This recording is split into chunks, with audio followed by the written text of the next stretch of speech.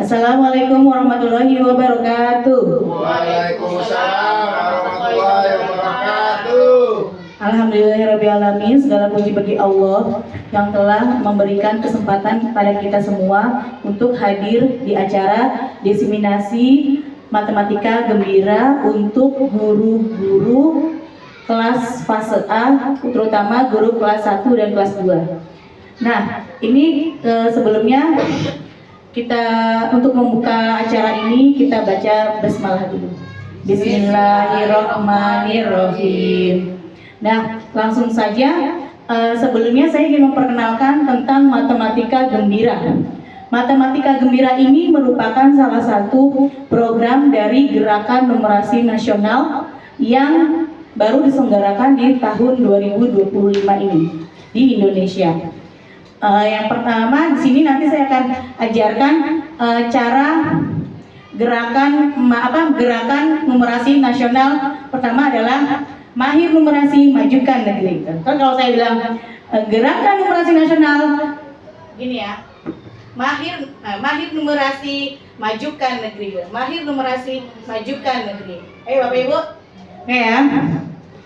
Gerakan numerasi nasional, mahir numerasi majukan negeri. Di sini tulisannya, mahir numerasi majukan negeri. Ulangi ya Bapak Ibu. Gerakan numerasi nasional, mahir numerasi majukan negeri. Oke, tepuk tangan semuanya. Sebelumnya saya akan mengajak Bapak Ibu untuk berdiri agar tidak ngantuk ya untuk acara siang ini. Kita akan bergerak sebentar, ada lagu dari gerakan, ada jingle matematika gembira. Ayo, kita semua bergerak Bapak Ibu. Ayo kawan, mari kita mulai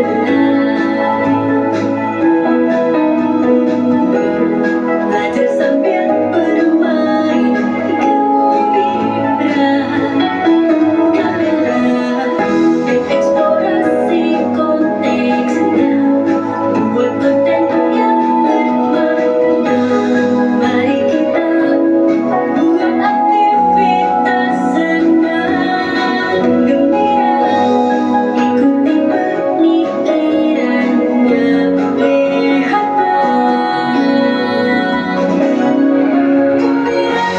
rayakan bersama-sama, akhiri dengan gembira. Karena matematik asyik, maka bentuk yang unik. Mari kita terus coba menggapai asa dan cita-cita. Cerita seorang penuh makna, buat kita semua jadi suka matematika.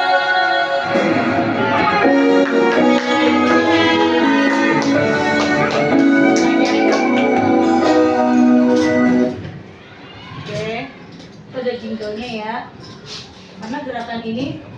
Karena gerakan numerasi ini baru diselenggarakan di tahun ini.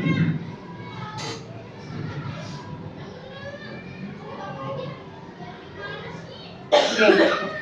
Untuk pengantarnya, matematika memiliki peranan penting dalam kehidupan manusia. Matematika tidak hanya digunakan dalam lingkungan akademik, tetapi juga diterapkan dalam kehidupan sehari-hari. Contohnya bidang ekonomi, teknologi, sains, dan pengambilan keputusan sehari-hari.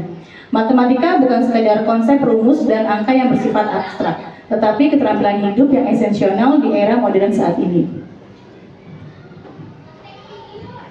Fakta di lapangan, pembelajaran matematika dianggap sebagai pelajaran yang sulit dan abstrak, khususnya murid di fase A.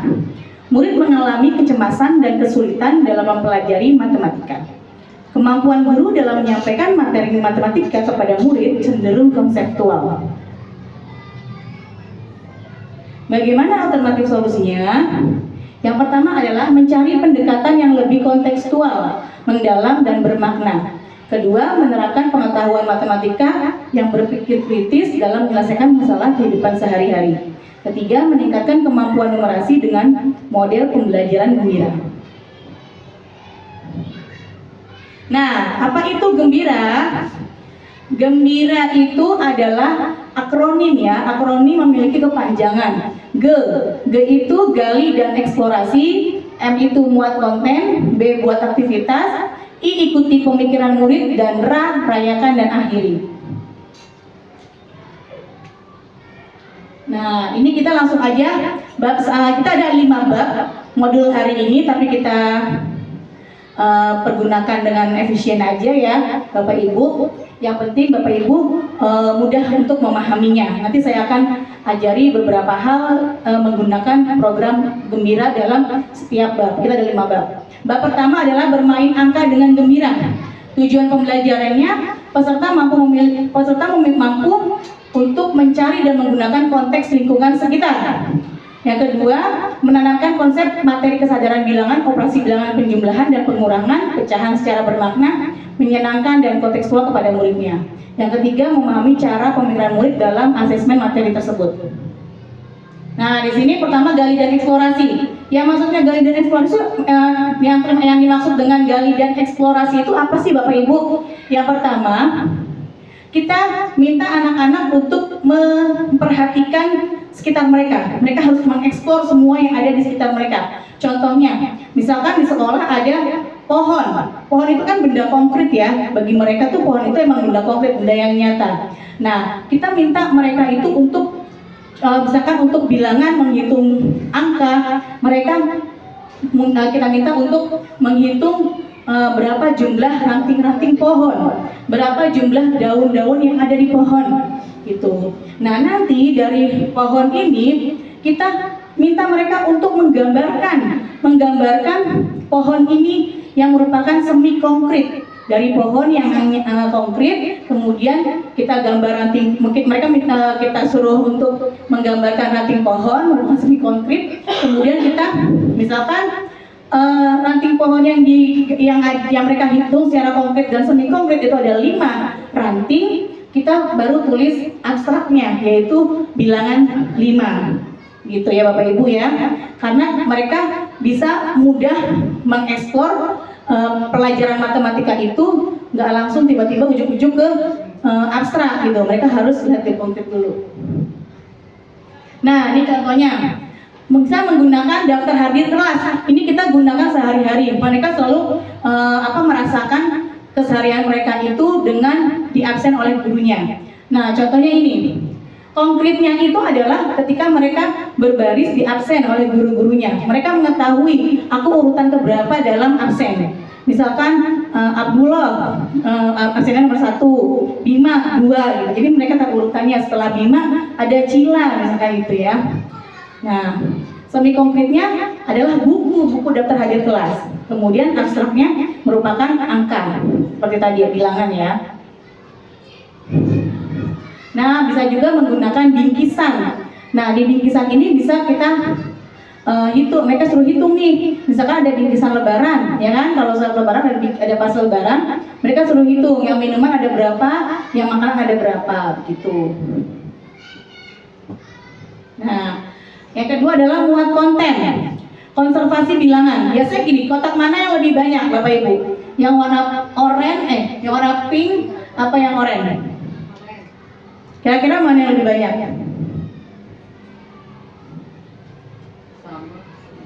Nah, pintar, Bu Vero. Sebenarnya bilangan yang kotak yang warna pink dan oranye itu semua dua-duanya sama. Jumlahnya 9 semuanya. Hanya berbeda bentuknya saja. Beda susunannya saja. Kemudian itu namanya konservasi bilangan. Yang kedua ada subitasi. Subitasi bilangan itu anak memperkirakan kira-kira itu berapa bilangannya. Contohnya ketika mereka melihat sekumpulan kancing seperti ini, mereka tiba-tiba langsung hitung 7 gitu. Karena ada 4 gerombolan 4 kancing dan gerombolan 3 kancing. Mereka bisa nebak 7 kancing. Itu namanya subitasi. Seperti mereka juga melihat ranting pohon. Ranting pohon sebelah kiri misalkan ada 5, ranting pohon sebelah kanan ada 6. Mereka sebutnya langsung 10 begitu. Namanya subitasi. Begitu juga dengan ini, lebih banyak satu atau dua dan lebih sedikit satu atau dua. Jadi misalkan siapa yang berada pada urutan ke-7 pada daftar hadir, Lani pada urutan ke-7. Siapa yang berada urutan kedua, siapa yang berada 2 urutan sebelum Lani, dia bisa menebak misalkan Budi, gitu ya.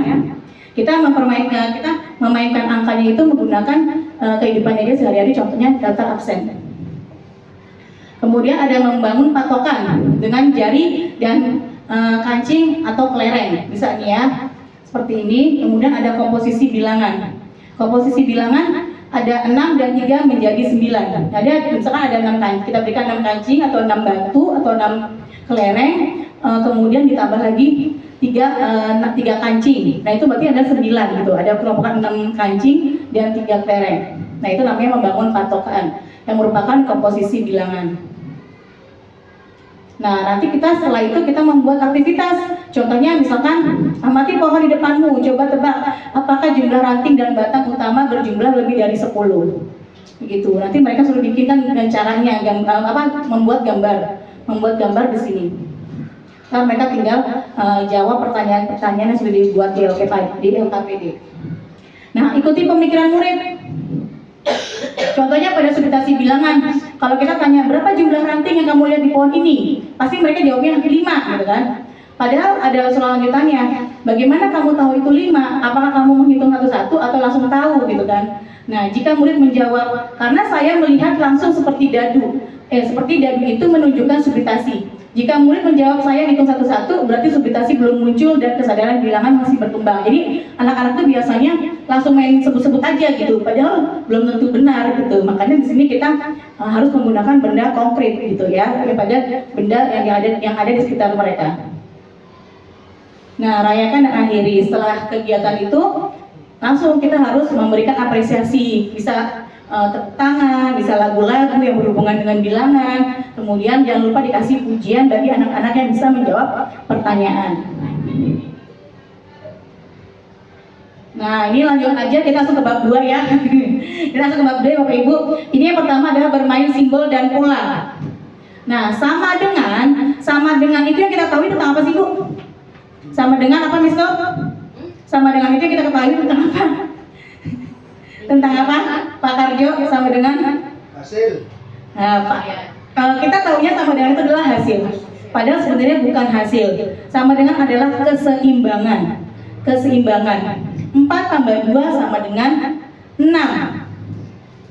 Bukan 42 itu hasilnya 6, bukan. Tapi keseimbangannya 4 tambah 2 sama dengan 6. Itu adalah keseimbangan.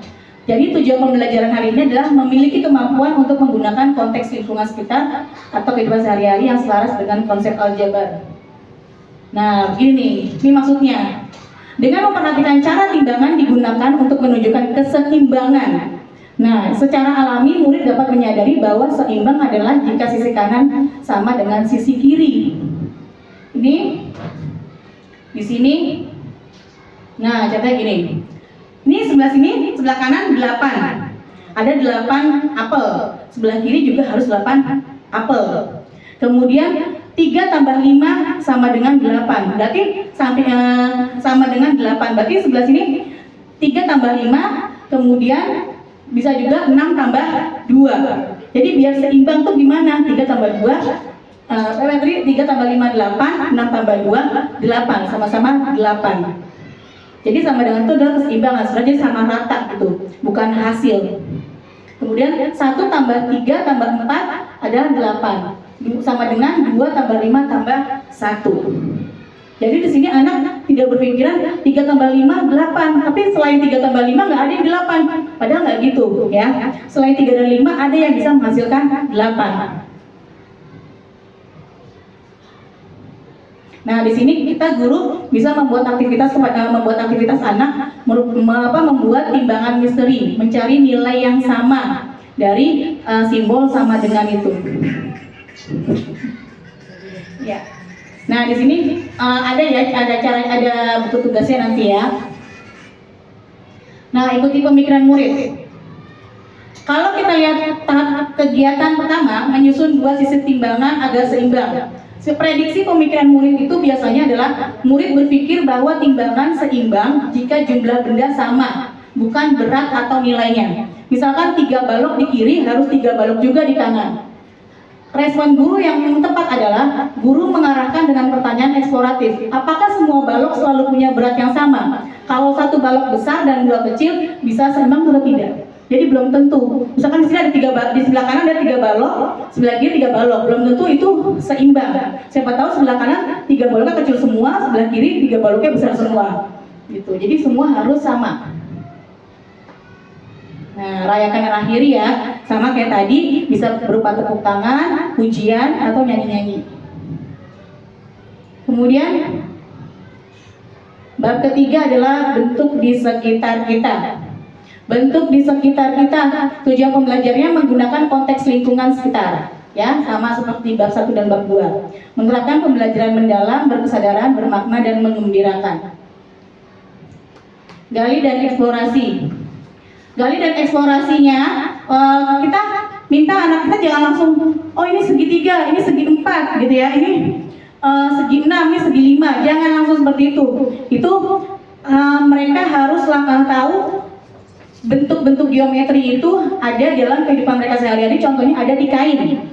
Nah, contohnya, misalkan ibu punya kain tenun atau kain batik, ibu contohkan saja ke mereka, oh ini benda ini, kain tenun ini berbentuk bangun datar segi 4, segi 3, lingkaran gitu. Mereka harus bisa melihat dari benda-benda yang ada di sekitar mereka gitu. Kemudian di dalam kain batik ada bentuk apa aja, kemudian pada pola lantai ya, pada susunan lantai dan ubin itu bentuknya apa gitu. Nih kayak contohnya ini ya, contohnya ini Bapak Ibu, ini adalah bentuk geometri yang ada di kain tenun. Di sini ada bentuk apa Bapak Ibu? Ada susunan segi 5 yang bisa membentuk menjadi bunga. Nah, kalau ini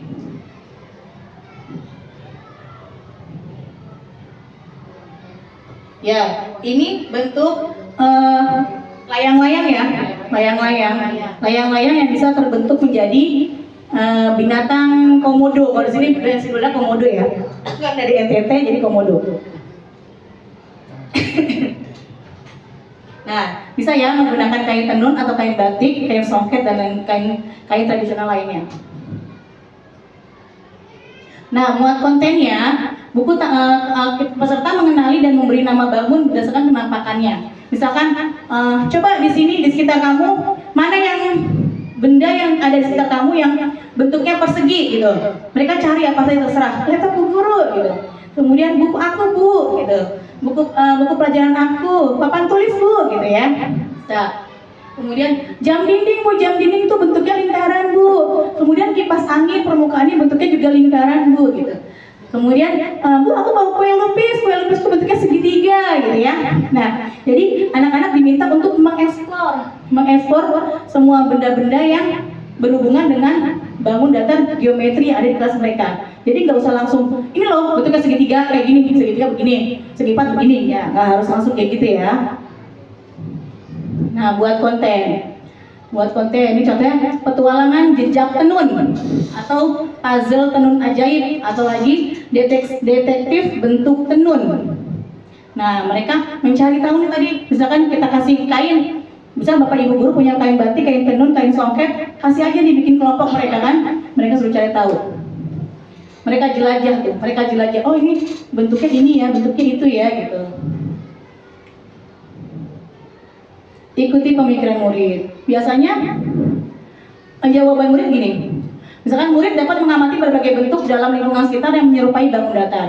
Potensi jawaban murid adalah benar menelusuri segitiga, persegi panjang, trapesium, belah ketupat, lingkaran kecil. Mereka menganggap lingkungan biasan sebagai lingkaran mengulang pola yang sama. Seperti itu. Strategi guru untuk umpan balik adalah bagaimana kamu mengenali bentuk itu berbeda dari pola di sekitarnya. Jadi mendemonstrasikan cara mengidentifikasi sudut dan sisi lurus untuk memisahkan lengkung versi datar. Gitu. Jadi nanti semua yang biasa dipikirkan oleh murid itu, bola itu lingkaran, padahal bukan. Bola itu adalah bangun ruang, gitu ya. Bu, lemari itu lemari itu persegi panjang, padahal bukan. Lemari itu adalah balok gitu. Tapi memang permukaannya bentuknya segi panjang. Jadi kita harus cari apa yang biasa dipikirkan murid kita luruskan gitu ya, Bapak Ibu. Nah, rayakan akhiri seperti tadi ya Bapak Ibu ya. Diberi tepuk tangan diajak bertepuk tangan, bernyanyi dan apresiasi. Bab 4 jelajah ukur. Tujuannya tetap menggunakan lingkungan sekitar anak. Kemudian merancang aktivitas pembelajaran pengukuran untuk fase A yang bersifat kontekstual, visual, dan eksploratif. Gali dan eksplorasi. Nah, biasanya kita pengukuran kan langsung aja,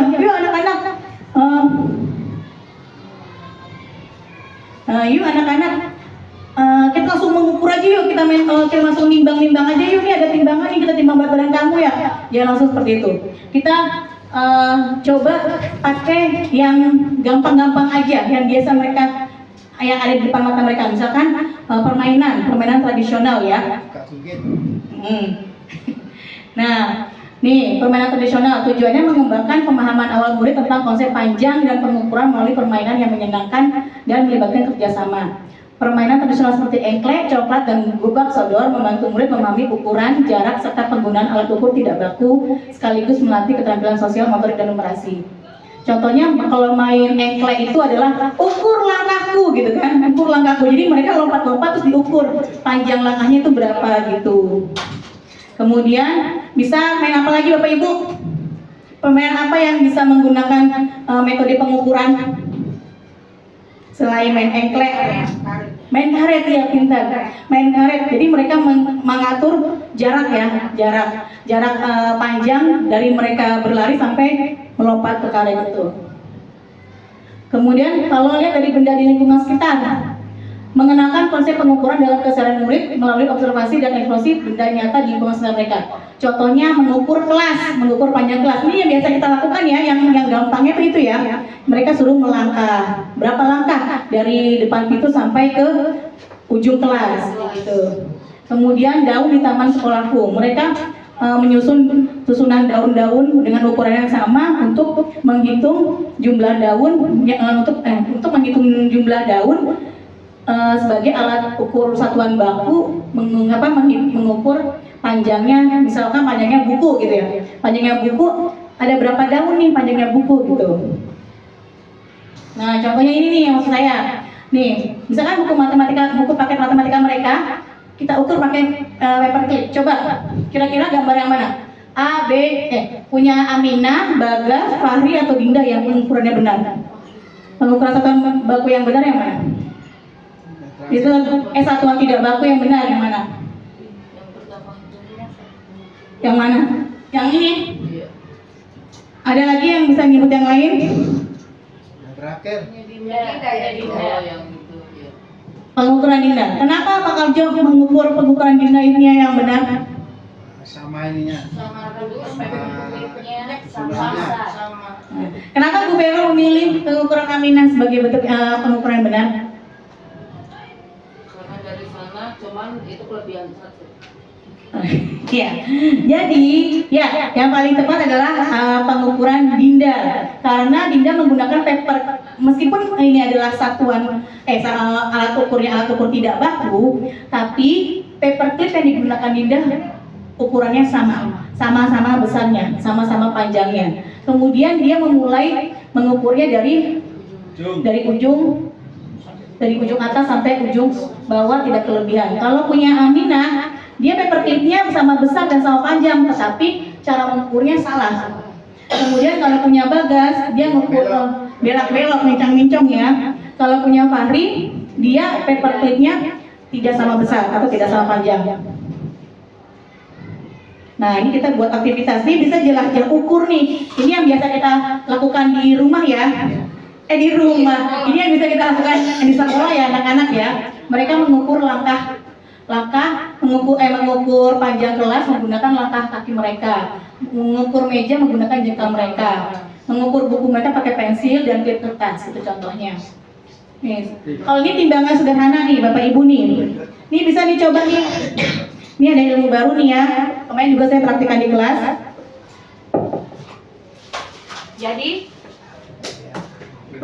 Jadi kita buat anak-anak berkelompok. Kita kasih ini timbangan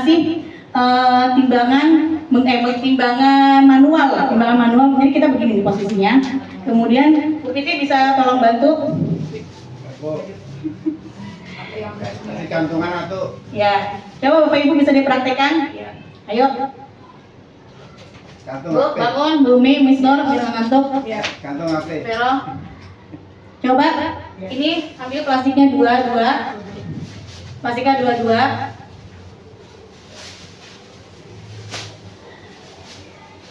Nih, Si. Berarti sibur-sibur amat itu. fisik. Coba cari benda yang kanan kirinya itu bisa sama berat. Ayo, bisa sama berat. Coba masukin benda di kanan dan kiri, benda apa saja bisa sama berat. Sendok satu, yang Tidak, ketiga satu. Sendok 2, sebelah kanan. sebelah kiri 5. Sebelah kanan 1, sebelah kiri 1. Itu yang di depan botol-botol baru itu botol. Pegang Botol. atasnya pegangannya. Oh iya. Kira-kira seimbang nggak punya Bu Fitri Pak? Seimbang. Seimbang. Ini apa tadi sebelah kanan apa? Sendok 1 Sendok 1, terus sama sendok. sendok 1. Coba kalau pakai benda yang lain. Oh, jadi satu sendok satu yang lain gitu. Ya, ini apa Bu? Saya ini Majuan Bu. Kantong persegi ini jelek. praktika. Ini satu. Menghapus satu, masukkan Masukkan ke satu. sini. Heeh. Ya, di sini lagi. Sebentar dulu. Ya. Kemudian ini Ciki, satu Iya, ciki. satu. Seimbang atau ada yang lebih berat? seimbang apa? Wah luar biasa seimbangnya. Seimbang ya. Wah, seimbang. Tepuk tangan buat Bu Bumi. Coba Bu Fitri. Nggak apa Bu, tapi apa Bu Fitri coba? Tidak apa. Nggak apa-apa. Kita kan ketimbangan. Megangnya atas. Nah, Nah. berarti lebih berat mana Bu Fitri? Lebih berat tempat makan Daripada? daripada sendok. Ya, tepuk tangan Bu Fitri. Nah, nanti aktivitas ini bisa langsung diperagakan ke siswa ya untuk pengukuran berat. Jadi jangan langsung ujuk-ujuk mereka mengukur berat badan mereka atau mengukur benda-benda yang ada di sekitar mereka menggunakan timbangan asli. Ikuti pemikiran murid nih. Misalkan murid dapat mengukur benda di kelas dengan satuan tidak baku dan membandingkan hasil antar kelompok. Hasil pengukuran berbeda pada benda sama. Tidak menggunakan alat ukur yang sama secara konsisten. Perjelas pentingnya alat ukur yang seragam dan cara yang konsisten. Lakukan demonstrasi satu alat ukur digunakan semua kelompok.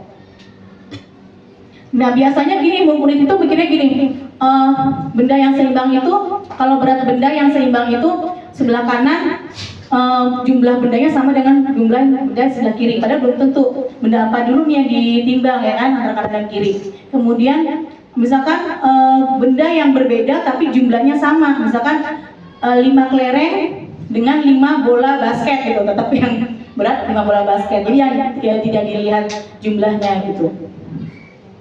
Atau misalkan bendanya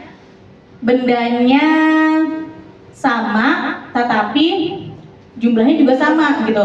Misalkan benda 5 kelereng dengan 5 kelereng, padahal belum tentu. Siapa tahu kelerengnya ada 1 kelereng, 2 kelereng yang lebih besar ukurannya.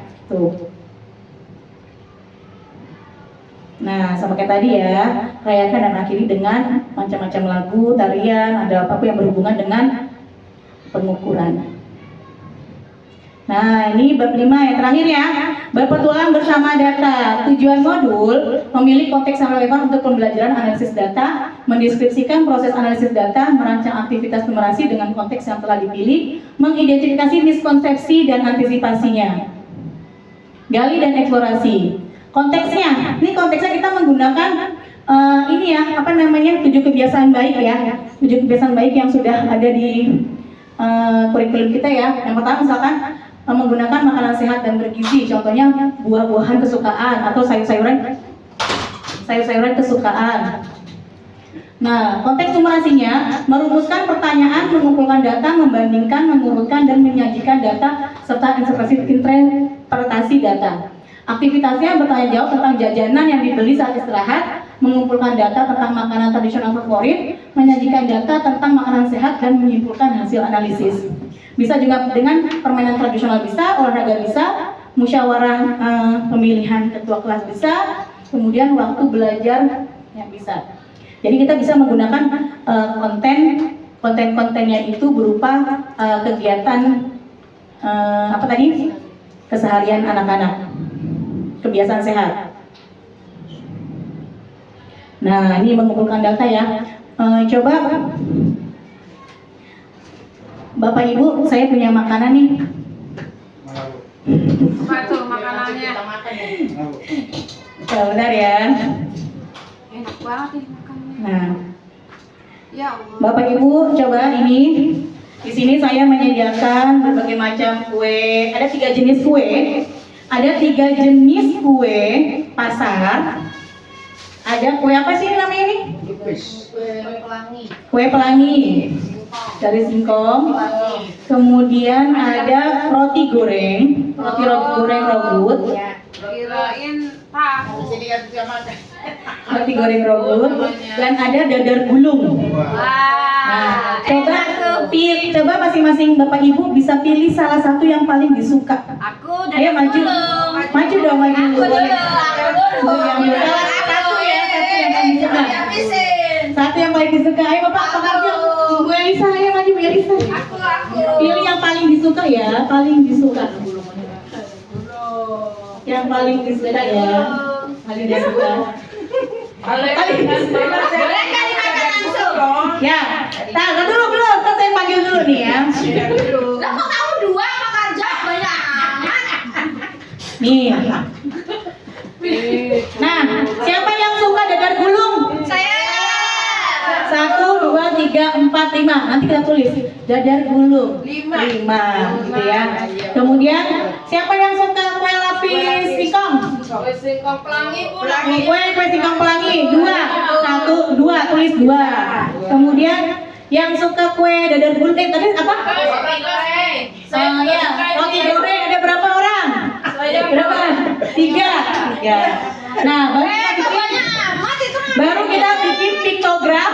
Piktogramnya apa? Piktogram.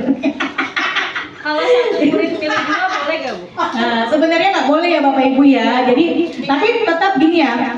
Nah, kita ya kita modal dulu lah di kelas gitu ya. Kita bawain makanan snack gitu ya. Biar mereka lebih senang gitu, lebih enjoy ketika belajar. Bapak Ibu guru bawa makanan gitu kan. Mereka belajar jadi semangat gitu. Ayo siapa yang suka ini gitu. Mereka ambil satu-satu. Harusnya satu orang satu biar ketahuan jumlah penyuka kuenya yang paling banyak yang mana gitu. Baik, tadi siapa yang paling banyak? Dalam diagram piktogram itu dadar gulung. Siapa yang kue apa yang paling sedikit? Kue apa yang paling sedikit tadi? Kue lapis pelangi. Nah, begitu ya Bapak Ibu ya. Boleh makan Bu? Boleh. Tapi kalau kita lihat pemikiran murid pada umumnya, misalkan gini, saya tadi hari ini menyediakan lemper, lepon, getuk dan surabi, ya. Mereka kita buatkan diagram piktogramnya nih, ya kan? Yang suka lemper, kita melihatnya sini paling banyak siapa? Yang paling banyak disukai apa? Getuk. Paling banyak disukai sini apa? Getuk. Getuk. Pasti mereka lihat gambarnya dulu kan? Iya. Ya enggak? Kalau ini pakai gambar kan?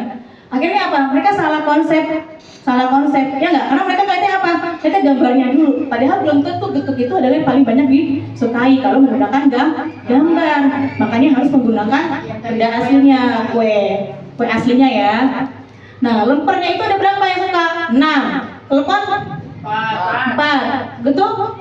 7. Surabi? 3. Gitu. Kalau pakai gambar kan kadang yang suka getuk misalkan di sini paling suka yang paling banyak disukai apa? Getuk kan? Kemudian di sini lemper ada berapa? Nah, kalau misalkan gambarnya teleponnya gede-gede nih ada 4 lebihi panjangnya yang penyuka getuk. Pasti kan mereka berpikirnya yang suka getuk yang paling banyak gitu. Itu kalau pakai gambar. Makanya lebih baik menggunakan benda asli dulu nih kalau untuk penyajian data. Atau paling gampang pas pemilihan kelas kita langsung bisa tuh menggunakan materi matematika tentang analisis data menggunakan cara pemilihan ketua kelas gitu.